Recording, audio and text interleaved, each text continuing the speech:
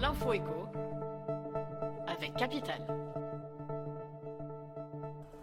Le coup de gueule des avocats sur les retraites aurait-il été entendu par le gouvernement ?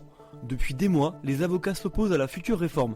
Ils dénoncent l'idée d'un régime universel qui ferait doubler leurs cotisations et leur assurerait un niveau de pension inférieur.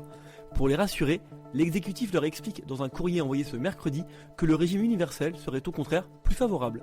Et ce, surtout pour les avocats qui perçoivent moins de 40 000 € de revenus par an. Le gouvernement précise aussi que la hausse de leur taux de cotisation sera progressive et compensée en partie par la réduction de l'assiette de cotisation. Le Conseil se prononcera ce vendredi sur la poursuite ou non du mouvement des avocats. L'info pratique capitale, vous possédez une assurance vie ? Hélas, celle-ci ne vous rapportera pas énormément cette année si vous avez opté pour un contrat basé sur des fonds euros.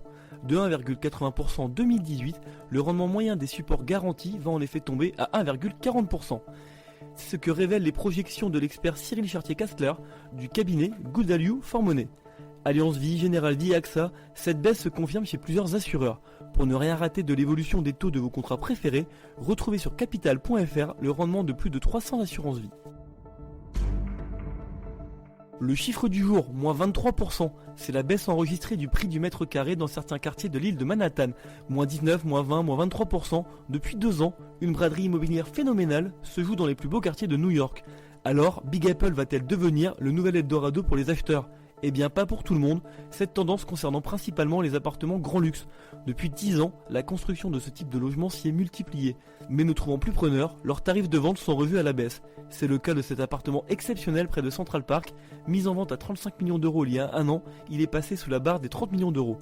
Les investisseurs fortunés peuvent de plus négocier de belles ristournes. C'est le cas de ce Français qui a pu profiter d'une remise de 8% sur ses 3 acquisitions à 5 millions de dollars. Et on termine avec cette polémique qui concerne Vinci Autoroutes. Mediapart révèle que des salariés de la division Centre-Auvergne auraient été fichés par leur direction. Leur âge, leur rémunération ou leur poste étaient précisés dans un fichier Excel. Pour plus d'une centaine d'entre eux, des commentaires sur leur personnalité, leur vie intime ou leur appartenance syndicale étaient ajoutés.